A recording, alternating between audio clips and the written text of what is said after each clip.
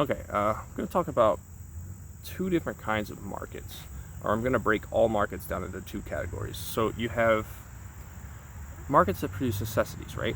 You could think of this as shelter, markets that produce, housing, energy, food, water, healthcare, and perhaps even education. So these are all necessities. Okay, we need these things in order to survive, in order to thrive as a collective society. So we fund public education, but that's about it, right? We don't we don't do much else to control the prices in these other markets, even though they're producing necessities. Okay, so if we think about the other type of market, which is basically any market that doesn't produce necessities. Okay, so luxury goods, material goods like sports cars and jewelry and nice clothing. Okay, obviously everybody needs clothes, but everybody doesn't need to be wearing Gucci or Jordans. You can wear the cheap clothes and you'll still be perfectly fine. And likewise, you can drive the cheaper cars and you'll still be all right. So the point here is that when you have a market that produces necessities, for example, we'll take the healthcare industry in particular here. I mean, if you try to go get insurance and you're not insured by your employer, you're going to pay a $5,000 deductible and like $200, $300 a month just for insurance. And it's like, what's the point of the insurance if you never reach that $5,000 deductible? It's kind of a scam, right? But here's the thing: is when you go into a hospital without insurance, you're gonna and you get because you got injured in some accident, you're gonna come out and you're going to be you're gonna have a huge bill, right? And if we allow these markets to control the prices of these necessities in a capitalistic manner, right, in a manner that is meant to maximize profits, then everybody is going to sign into any amount of debt they can to get the care they need, right? I mean, if you have a life-threatening condition and you have to go to the hospital, you're going to accept any hospital bill that may arise to survive, right?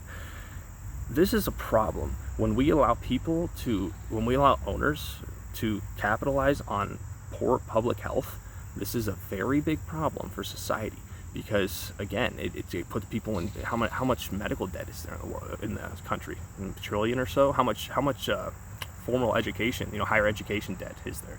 2 trillion. I'm not sure about these exact numbers, but the point is that we're just putting people in debt just for profits of some owners who are price gouging, right? If you go to a store and buy a cheap T-shirt, you're not going to pay. You're not going to get price gouged, right? Because people just won't buy your thing. Even if you go to a store and try to buy a nice car, you're not going to get price gouged. You're going to get a competitive price because people are not going to. They're just not going to accept an insane price for a luxury vehicle if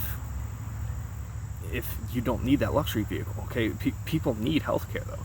People need water and energy, and if we allow the owners, some people who have claimed ownership to these necessities, if we allow them to price gouge and allow them to drive prices up, for whatever reason it may be, we're going to create an economy that doesn't function for very long. It's not going to function in the long term. So there's a big difference between markets that produce necessities and markets that produce luxury goods, right? We need to treat them very differently, or we're going to allow owners to take advantage of people, right? So if you have two competing healthcare industries or healthcare companies, they don't even need to sit down and talk. They don't need to collude on prices. If one company drives prices up, another company can just put their prices right below them, and then there's no competition. Again, you don't need to get in a room and collude to collude on these prices. You can just understand that you can charge people as much as you want, and all of them will do it simultaneously rather than there actually being real competition. And again, we know this, okay? We know how much medical debt there is. We know how We know how much debt there is for, university education.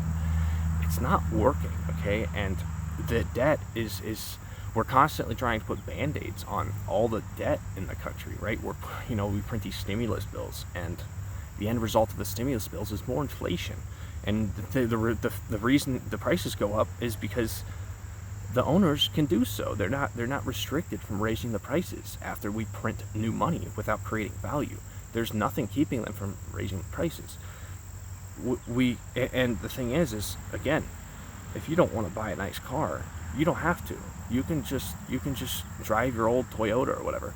But if you want to live, and particularly the necessities like healthcare and food and education to a lesser extent, and water and energy and shelter. If you want to live, you have to purchase these things at the price they give you. And if you don't, people are going to find themselves in hardship. And that hardship does not show itself quietly. People get loud, people get violent, they start committing crimes. We can't allow this to happen on a society-wide level. It's not going to work. So if you're some owner who owns one of these healthcare companies, and you're bound to your shareholders because you're driving the country insane. You're driving the wealth inequality that's going to come for your ass one way or another. Like where you live behind a deadbolt in some gated community at best. What do you think's going to happen when people get hungry?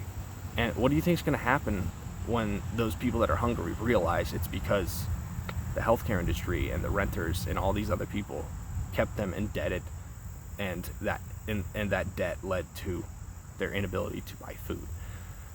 They're going to come after you, okay?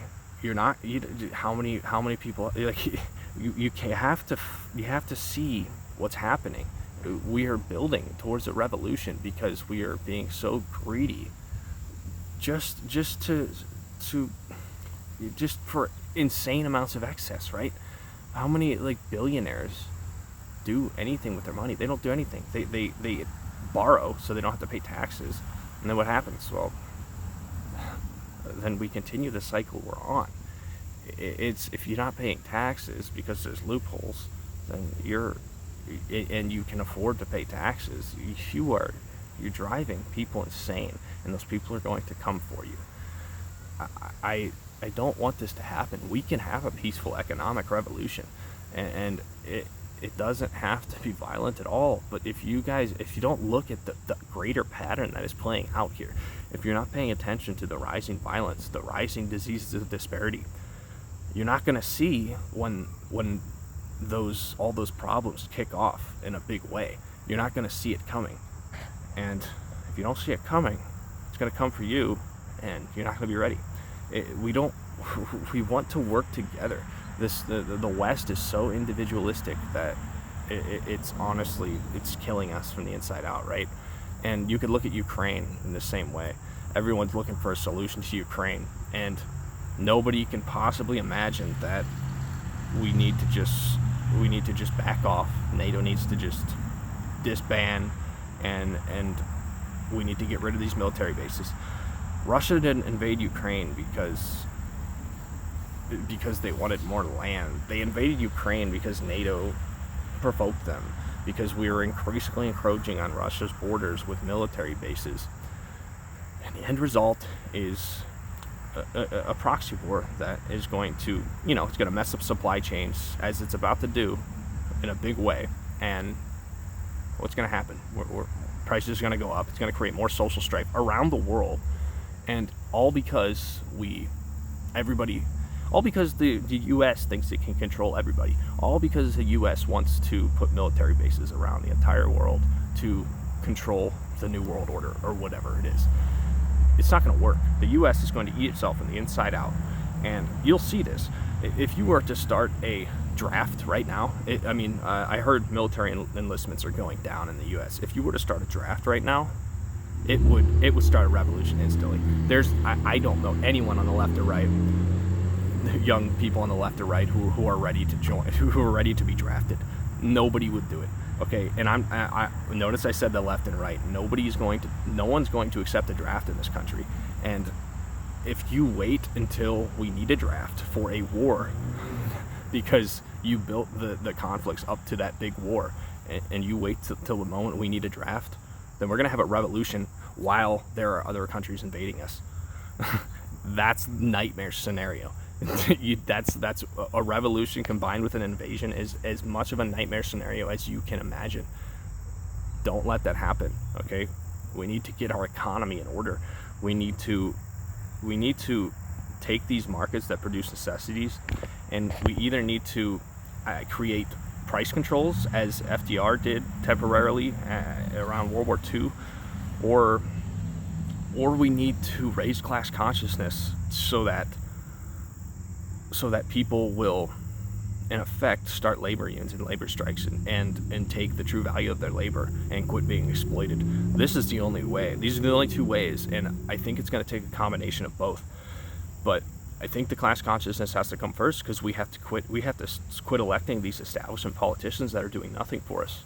We have to elect politicians who are actually going to represent us, and then they need to clamp down on these markets that are price gouging on necessities. Okay, you can let these luxury markets do whatever the hell they want. It doesn't matter what they do, because at the end of the day, if you don't buy a luxury car, you're going to be fine. If you don't buy luxury clothing or shoes or jewelry, it doesn't matter. None of that matters.